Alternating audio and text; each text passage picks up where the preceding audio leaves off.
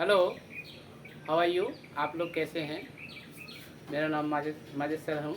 मैं आपको जो है एक नया वीडियो क्या कि इंग्लिश का जो टेंस है, तो देखिए इंग्लिश ग्रामर में दो चीज़ बहुत इम्पोर्टेंट रखता है कि ट्रांसलेशन यानी टेंस टेंस और वर्ब।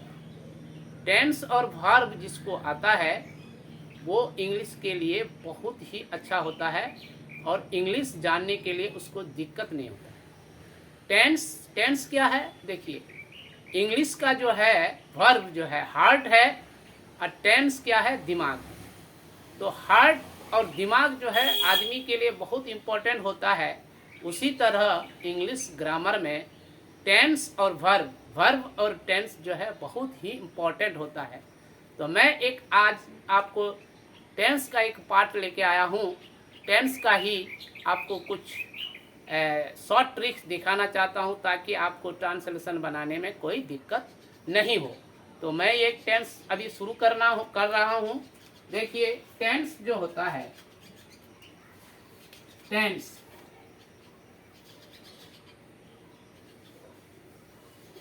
या फिर बड़ा अक्षर में लिखिए, कोई बात नहीं।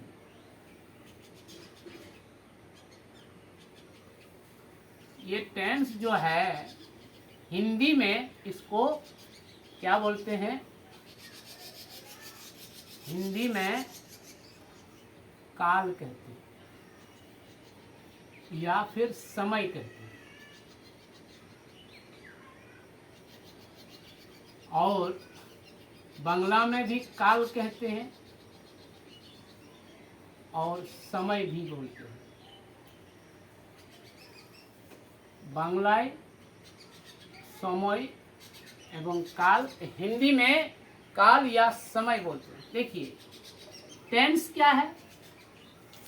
टेंस का जो परिभाषा होगा वो कह रहे हैं कि क्रिया के रूप में परिवर्तन को काल कहते हैं। क्रिया में जो परिवर्तन होता है उसे काल कहेंगे। तो काल जो है तीन प्रकार के होते हैं। तीन प्रकार के काल क्या है? देखिए ये तीन है। तो ये हो गया आपको अभी का समय, और इससे पहले जो है समय वो भी एक समय है, और एक आने वाला समय होते हैं। इसीलिए काल जो है तीन प्रकार के होते हैं। ये हो गया आपका प्रेजेंट, ये हो गया पास्ट और ये हो गया फ्यूचर। प्रेजेंट में मैंने जो अभी चल रहा है वो प्रेजेंट है। आज जो पहले यानी जैसे आप शरीर को ले लीजिए, जो हम यहाँ हैं तो ये प्रेजेंट, पीछे पास्ट, आने वाला फ्यूचर। तो फ्यूचर में देखिए यानी प्रेजेंट हो गया, पास्ट हो गया, और फ्यूचर आने वाला काल को फ्यूचर टेंस कहेंगे। तो टेंस जो है हमारा तीन प्रकार के होते हैं। टेंस तीन प्रकार के क्या है? हम टेंस का परिभाषा आपको किताब में बहुत सारे मिल जाएगा, लेकिन हम उतना में जाते नहीं हैं। तो क्रिया के रूप में परिवर्तन को टेंस कहते हैं, यानी काल कहते हैं, समय कहते हैं। Change in form of a verb according to time is called tense. तो टेंस जो है कितने प्रकार के होते हैं? तीन प्रकार के। एक तो हो गया प्रेजेंट टेंस, प्रेजेंट टेंस हो गया। एक होगा पास्ट टेंस,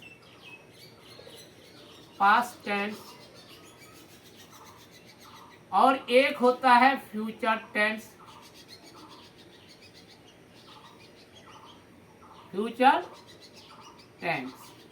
ये आपको जो है तीन प्रकार के आपको टेंस मिला। आपको हम बोल दिए कि तीन प्रकार के समय होते हैं। एक तो अभी जो चल रहा है वो हो गया आपको प्रेजेंट समय हो गया, पास्ट यानी बीता हुआ, आने वाला फ्यूचर टाइम हो गया। तो प्रेजेंट टेंस मैंने होता है वर्तमान काल, पास्ट टेंस मीन्स होता है भूतकाल, फ्यूचर टेंस मीन्स होता है भविष्य काल। तो काल तीन प्रकार के होता है, वर्तमान, भूत और भविष्य। उसी प्रकार present tense, past tense, future tense. तो ये टेंस 3 प्रकार के होते हैं और इनका परिभाषा आपको हम थोड़ा सुना देते हैं कि प्रेजेंट टेंस का क्या, the change in form of a verb according to present time is called present tense.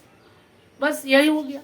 दूसरा क्या है, past tense, the change in form of a verb according to past time is called past tense. The change in form of a verb according to future time is called future tense. समय के साथ क्रिया में जो परिवर्तन होते हैं उसे टेंस कहते हैं। और वर्तमान समय में अगर टेंस परिवर्तन होता है तो वर्तमान काल, और भूत समय में अगर परिवर्तन होता है तो भूतकाल, आने वाला समय के अनुसार परिवर्तन होता है तो फ्यूचर टेंस। तो यही 3 प्रकार के टेंस होते हैं। और तीन प्रकार के टेंस में फिर इनके 4 भाग होते हैं। यानी प्रेजेंट टेंस में 4 भाग होते हैं। आपको पहला भाग जो होता है, पहला भाग, इसका भी 4 भाग होते हैं। प्रेजेंट, तो present indefinite, present in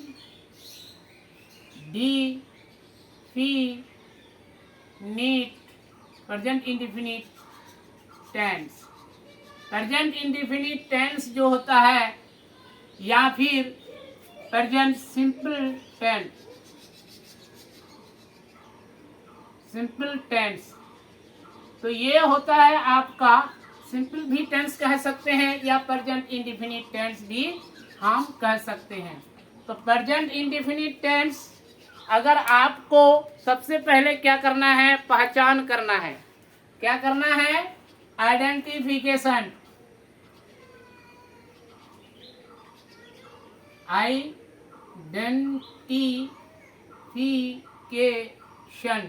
identification क्या करना है, आइडेंटिफिकेशन रूल, या फिर पहचानने का नियम। पहचानने का नियम, पहचानने का नियम मीन्स क्या होता है, इसको हम कैसे पहचान करेंगे कि ये प्रेजेंट इंडेफिनिट टेंस है। तो इसको हिंदी में होता है, तो हिंदी में क्या रहता है, अगर सेंटेंस के अंत में, यानी वाक्य के अंत में ता हूं, ता है, या फिर ते हैं, ती हो, ETC रहे, यानी आदि रहे, तो हम आदि रहेगा, ETC रहेगा, तो हम इसको आग बंद करके कह देंगे कि ये प्रेजेंट इंडेफिनिट टेंस है। कौन टेंस है, प्रेजेंट इंडेफिनिट टेंस है। इसका पहचान यही होता है कि वाक्य के अंत में, यानी किसी भी वाक्य के अंत में अगर ता हूं, ते है, ती हो, या ते हैं आदि रहे, तो उसे हम क्या कहेंगे, ये आइडेंटिफिकेशन रूल है, पहचानने का नियम। ये पहचान कर लिए तो आप इसको क्या करना है, मेकिंग रूल में जाना है। क्या करना है, मेकिंग रूल में जाना है। मेकिंग रूल, मेकिंग रूल्स क्या है, बनाने का नियम,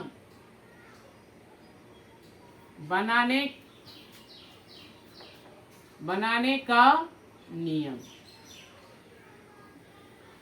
बनाने का नियम क्या है, कैसे हम इसको बना सकते हैं।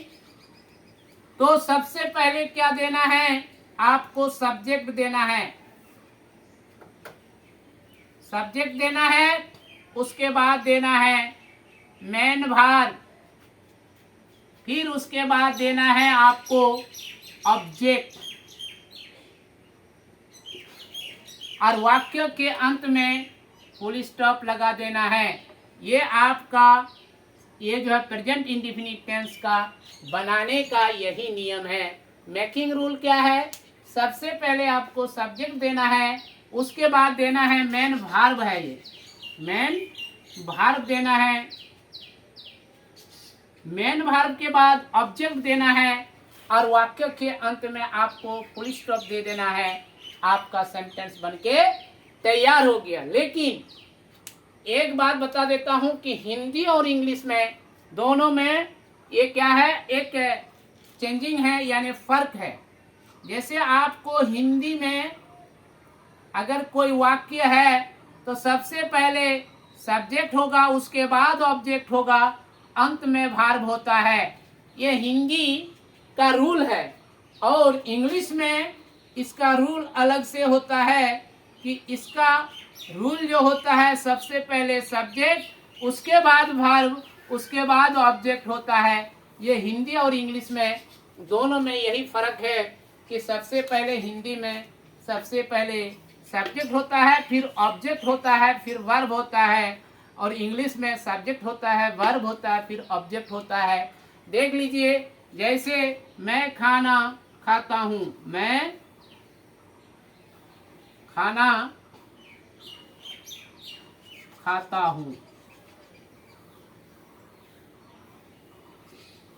और ये तो आपका हिंदी हो गया। तो हिंदी में ये सब्जेक्ट हो गया और ये ऑब्जेक्ट होगा और ये पूरे भार्ब होता है। लेकिन इंग्लिश में जस्ट इसका पहले सब्जेक्ट देना है, मैं का सब्जेक्ट आई होता है, और खाता हूँ का इंग्लिश ईट होता है, और खाना का इंग्लिश फूड होता है। तो क्या हो गया, ये सब्जेक्ट हुआ, उसके बाद वर्ब हो गया, उसके बाद ऑब्जेक्ट हो गया। यही रूल लागू होगा उसके लिए। हिंदी के लिए ये रूल लागू होगा कि सबसे पहले सब्जेक्ट होगा, उसके बाद ऑब्जेक्ट होगा, अंत में भार्ब होगा, अंतिम में भार्ब होगा। लेकिन इंग्लिश में सब्जेक्ट होगा, उसके बाद भार्ब होगा, फिर ऑब्जेक्ट होगा, और यही जो है आपका सेंटेंस चलेगा। तो हिंदी और इंग्लिश में यही नियम होता है। तो सब्जेक्ट में हिंदी में क्या होता है, सब्जेक्ट होता है, फिर ऑब्जेक्ट होता है, वर्ब होता है। और हिंदी इंग्लिश में सबसे पहले सब्जेक्ट होता है, फिर वर्ब होता है, फिर ऑब्जेक्ट होता है। ये आपको पहचानने का नियम हो गया। बनाने का भी नियम देते हैं और एक एग्जाम्पल भी दे दिए। अब हमको चलना है इसी का फॉर्मूला। प्रेजेंट इंडेफिनिट टेंस का ही फॉर्मूला क्या है, मैं वो आपको अभी इसी वीडियो में आपको दिखा रहा हूँ। सबसे पहले आपको सेंटेंस जानना है कि how many kinds of sentence. तो सेंटेंस में सेंटेंस जानने के बाद आपको हम दिखा रहे हैं कि पहला फॉर्मूला क्या होता है। अब इसका फॉर्मूला चलेगा। फॉर्मूला क्या होगा, एक नंबर होता है एफर्मेटिव सेंटेंस। एफर्मेटिव सेंटेंस का फॉर्मूला क्या होता है कि सब्जेक्ट होगा, उसके बाद वर्ब होगा, फिर वर्ब जो है दो प्रकार के होते हैं, V1 ऑब्लिक V5, फिर ऑब्जेक्ट होगा, लास्ट में फुल स्टॉप होगा। ये प्रेजेंट एफर्मेटिव सेंटेंस जो है प्रेजेंट इंडेफिनिट टेंस के एफर्मेटिव सेंटेंस का ये है। दूसरा होता है इसका नेगेटिव सेंटेंस। नेगेटिव सेंटेंस में आपको इसका फॉर्मूला क्या होगा, ये फॉर्मूला हो गया आपका नेगेटिव का फॉर्मूला क्या होगा कि सब्जेक्ट होगा, उसके बाद डू या डज होगा, फिर नॉट होगा, फिर खाली V1 होगा, V5 नहीं होगा, अंत में फुल स्टॉप होगा। ये आपका फॉर्मूला है। नेगेटिव में रहेगा तो ये सकारात्मक, ये हो गया नकारात्मक। उसके बाद आपको 3 नंबर फॉर्मूला क्या होता है, एफर्मेटिव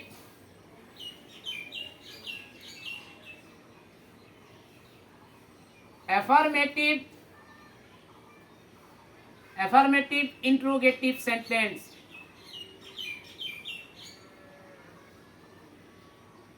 एफर्मेटिव इंट्रोगेटिव सेंटेंस का फॉर्मूला आपको क्या होगा वो आपको हम दिखा रहे हैं। सबसे पहले सब्जेक्ट होगा, उसके बाद इंट्रोगेटिव है ना, इंट्रोगेटिव में पहले डू या डज होगा, फिर सब्जेक्ट होगा, फिर V1 होगा, फिर ऑब्जेक्ट होगा, नॉट ऑफ इंट्रोगेशन लगाना है। ये हो गया डू या डज होगा। इसका माने हेल्पिंग वर्ब तो नहीं बोला जाता, लेकिन वर्ब जो है हेल्पिंग वर्ब, इसको मेन वर्ब भी कहा जाता है। तो वर्ब जो होता है डू या डज लगेगा, सब्जेक्ट लगेगा, फिर V1 लगेगा, फिर ऑब्जेक्ट लगेगा। ये हो गया आपका number 4 number rule. 4 number rule क्या होता है? Negative interrogative sentence.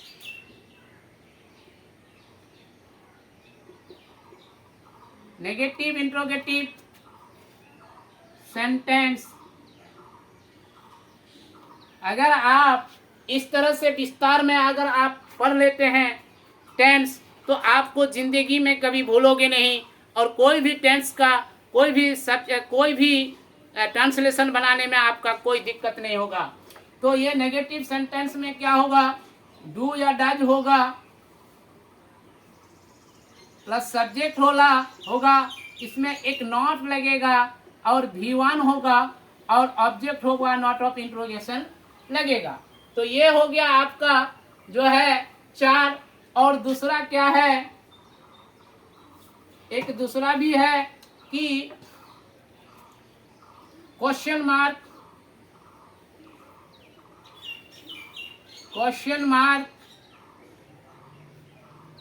Affirmative sentence.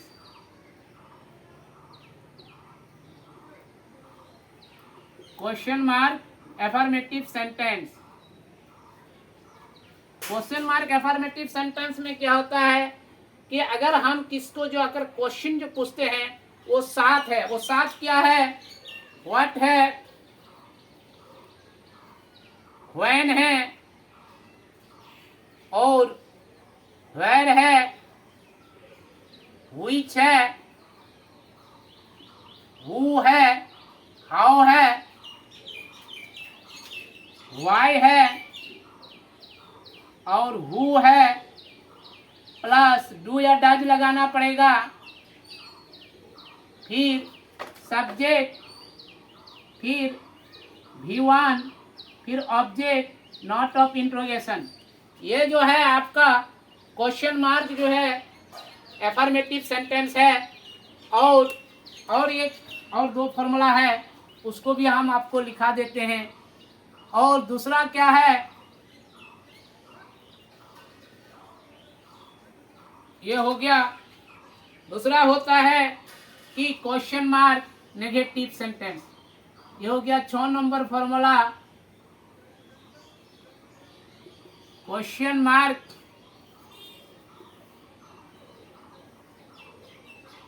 Negative sentence.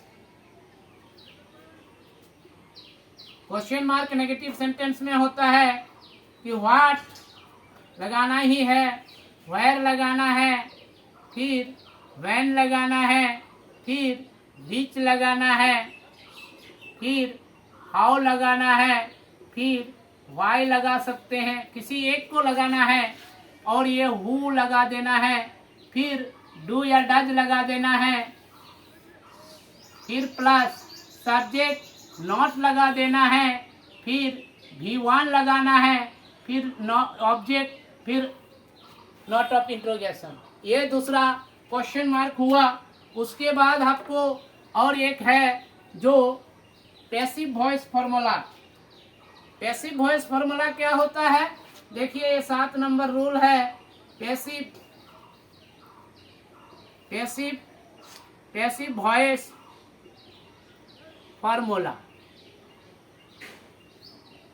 Formula क्या है कि सबसे पहले आपको ऑब्जेक्ट को सब्जेक्ट के रूप में लिखना है, फिर इज, फिर आर, फिर एम लगा देना है, फिर वर्ब का तीसरा रूप लगाना है, अपने तरफ से बाय देना है, उसके बाद सब्जेक्ट को ऑब्जेक्ट के रूप में लिखना है।